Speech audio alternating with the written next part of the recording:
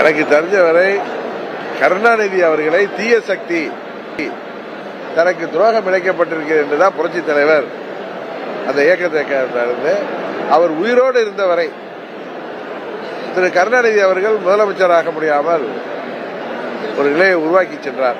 அவர் மரணத்துக்கு அப்புறம் நான் எங்க கட்சி பிரிஞ்சதுனாலதான் அவர் 2 ஆண்டு ஆட்சி இருந்தார். திருப்பி அம்மா அவர்கள் தலைமையில எல்லாம் ஒன்றிணைந்ததும் அம்மா அவர்கள் புரட்சி தலைவர் இடத்துல இருந்து திரு கருணாநிதி அவர்களை கடுமையாக எதிர்த்து வந்தார்கள். எனக்கு தெரிஞ்சு நான் கேள்விப்பட்டது பிஜு பட்நாயக்கர் அவர்கள் அப்பொழுது முயற்சி செய்ததாக சொன்னார்கள். அதுதான் ஒண்ணு நிறைவேறாம போயிட்டு. அதனால ஆர்எஸ் பாரதி அவருக்கு தகுந்த மாதிரி எதை வேணாலும் பேசிக்குவாரு. கரெக்டுதானே? அவங்களுக்கு ஒரு தீர்ப்பு ஒரு விஷயம்னா அவங்க அம்மையார் அவர்கள் காலத்தில் இந்த தீர்ப்பு வாங்கலாம் பேசுவாரு. ஆர்எஸ் பாரதிக்கு இருந்து அது திமுக சேர்ந்தவர். அவர் அவங்க கட்சிக்கு சேர்ந்த மாதிரி பேசுவாரு. அவர் ஏன் இன்னும் சொல்ல போனா கருணாநிதி அவர்களே புரட்சி தலைவர் தலைமையில கட்சியில இணைஞ்சிருக்கலாமே. தனது புரட்சி தலைவர் நீக்கியது தவறு, மக்கள் தீர்ப்பு புரட்சி தலைவருக்கு சாதகமா இருக்குன்னு சொல்லி அவர் கூட இணைஞ்சிருக்க வாய்ப்பு இருக்குன்னு யாரோ ஒரு மூத்த நிர்வாகி சொல்லலாம்ல. அதிமுக சேர்ந்தவங்களா புரட்சி தலைவர் தொண்டரா. அதனால அவர் பேசுறதெல்லாம் நம்ம பெருசா எடுத்துக்க வேண்டாம்.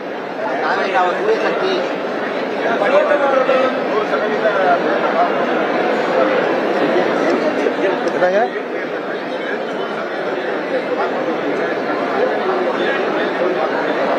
எனக்கு கிளியரா புரியல. நல்ல சத்தம் நிறைவேற்ற பட்டி இருக்கிறது அப்படின்னு யார் சொல்றா? அதெல்லாம் பொய். கேளுங்க, நீட் தேர்வு மாத்திரம் அரசு ஊழியர்கள், ஆசிரியர்கள், போக்குவரத்து தொழிலாளர்கள், மின்சாரத்துறை ஊழியர்கள், பகுதி நேர ஆசிரியர்கள், இப்ப போராடுறாங்கள செவிலியர்கள், தூய்மை பணியாளர்கள், விவசாயிகள், செவிலியர்கள், டாக்டர்கள், ஏன் மாற்றுத்திறனாளிகள் வரை இன்றைக்கு சாலைக்கு போராடுகின்ற நிலைமையில முழு பூசணிக்காய் சோத்துல மறைக்கிற கதையா எனக்கு தெரிந்து ஒரு முக்கியமான வாக்குறுதிகள் 80% மேல் நிறைவேற்றப்படவில்லை என்பதுதான் உண்மை. இதுதான் இன்றைக்கு யதார்த்தம்.